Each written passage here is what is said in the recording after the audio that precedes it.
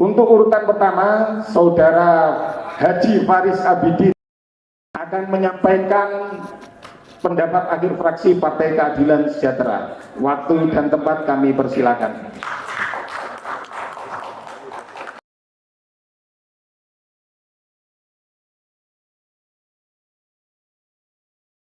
Ya, terima kasih. Menambahi tadi Bapak pimpinan sidang ya mengenai penyampaian, izinkan kami fraksi PKS Surabaya dengan penuh duka menyampaikan belasungkawa yang sedalam-dalamnya atas wafatnya Afan Kurniawan, seorang pengemudi ojek online yang menjadi korban dalam insiden yang terjadi saat aksi demonstrasi di DPR RI 28 Agustus 2025. Peristiwa ini adalah pengingat yang menyakitkan bagi kita semua tentang pentingnya kehati-hatian dan perlindungan terhadap setiap warga negara.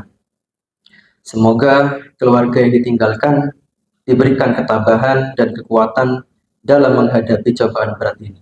Semoga almarhum diterima di sisinya dan segala amal ibadahnya dilipat gandakan. Kami berdoa agar kejadian serupa tidak terulang kembali dan semua pihak dapat mengambil hikmah dari musibah ini. Pendapat akhir fraksi Partai Keadilan Sejahtera terhadap rancangan peraturan daerah tentang perubahan anggaran pendapatan dan belanja daerah Kota Surabaya tahun anggaran 2025. Assalamualaikum warahmatullahi wabarakatuh. Yang kami hormati saudara pimpinan, yang kami hormati saudara Wali Kota Surabaya, yang kami hormati rekan-rekan anggota DPRD Kota Surabaya, yang kami hormati segenap jajaran pemerintah Kota Surabaya, yang kami hormati para undangan serta rekan-rekan wartawan.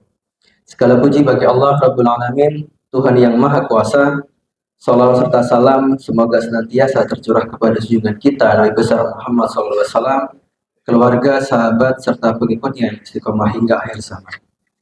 Saudara pimpinan, saudara wali kota, hadirin terhormat, pertama-tama kami sampaikan terima kasih atas jawaban, penjelasan, maupun pemaparan dari saudara wali kota bersama segenap jajaran pemerintah kota dalam proses pembahasan rancangan peraturan daerah tentang perubahan APBD tahun anggaran 2025. Selanjutnya, berkenaan dengan pembahasan Raperda perubahan APBD tahun anggaran 2025, kami sampaikan beberapa catatan sebagai berikut. Pertama, berkenaan dengan penjelasan saudara wali kota bahwa anggaran untuk UMKM dialokasikan sebesar 15 miliar 599 juta rupiah. Tentu ini sangat jauh dari anggaran untuk UMKM di tahun 2023 yang mencapai angka 3 triliun rupiah. Tambahan anggaran UMKM yang semula 3,9 miliar rupiah juga dikurangi kembali 2,3 miliar sehingga hanya menjadi 1,6 miliar rupiah. Semoga anggaran UMKM yang telah dialokasikan ini meskipun besarnya masih jauh dari harapan dapat diserap seluruhnya. Kedua, fraksi PKS meminta agar program perbaikan Rutilahu dengan anggaran yang tidak dikurangi dengan target jumlah rumah yang diperbagi bertambah 110 unit menjadi 2.179 unit hingga akhir 2025 dapat seluruhnya dilaksanakan. Dan saudara wali kota juga telah menyampaikan bahwa penyediaan rusunawa diprioritaskan bagi penduduk miskin sejumlah 25.188 KK dan juga keluarga pramiskin. Ketiga, berkaitan dengan persoalan transportasi publik yang bertujuan mengurangi polusi udara dan mengurangi kemacetan, fraksi PKS meminta agar pemerintah kota melalui perangkat daerah terkait bisa lebih meningkatkan kinerjanya dalam menyambut antusiasme yang tinggi dari warga kota dalam menggunakan berbagai moda transportasi publik yang disediakan. Antusiasme ini tercermin dari naiknya pendapatan retribusi Surabaya Bus ataupun alokasi anggaran untuk skema by the service atau BTS, pengadaan rute baru dan unit baru melalui andil pihak ketiga yang sudah berjalan namun jumlahnya dirasa masih belum memadai untuk menampung transportasi sebagian besar warga kota dari berbagai rute. Keempat, berkenaan dengan tambahan alokasi beasiswa pemuda tangguh untuk 2.000 orang mahasiswa, fraksi PKS memberikan apresiasi dan berharap anggaran ini dapat terserap dengan optimal setelah mendapatkan kenaikan anggaran hingga mencapai 23 miliar rupiah. Kelima, fraksi PKS meminta pemerintah kota untuk menyelesaikan program pengendalian banjir yang memiliki anggaran yang terhitung besar jika dibandingkan tahun sebelumnya. Satu hal yang perlu menjadi catatan adalah dengan banyaknya box culvert sebagai solusi banjir di kota Surabaya, maka harus segera dicari inovasi alat untuk mencegah dan mengatasi sedimentasi di seluruh box culvert.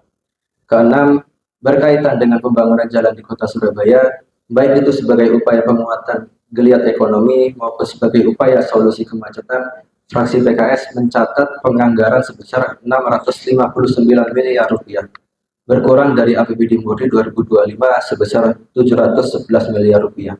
Pembangunan jalan dianggarkan sebesar 341 miliar rupiah, sedangkan pembebasan lahan juga dianggarkan cukup besar.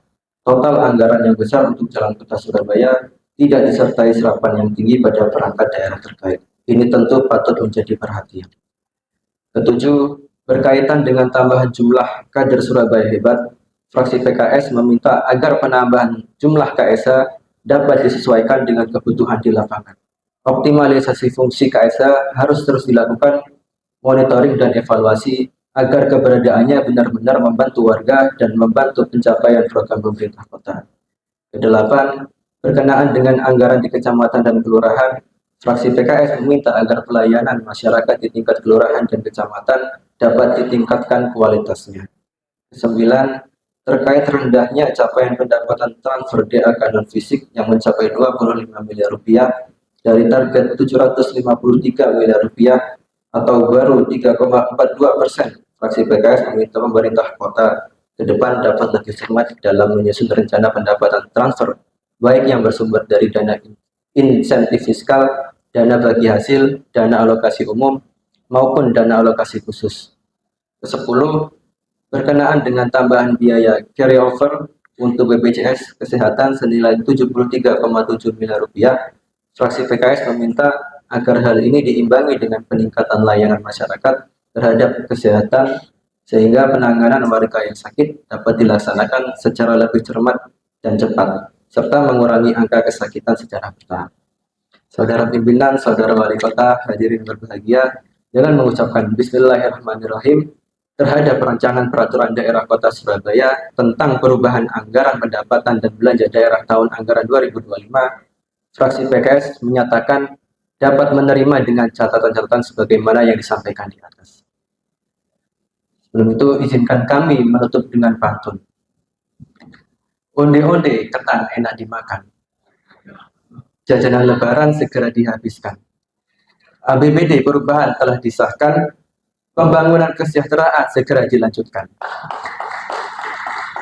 Demikianlah keseluruhan pendapat akhir fraksi Partai Keadilan Sejahtera terhadap rancangan peraturan daerah tentang perubahan anggaran pendapatan dan belanja daerah tahun anggaran 2025. Terima kasih atas segala perhatian.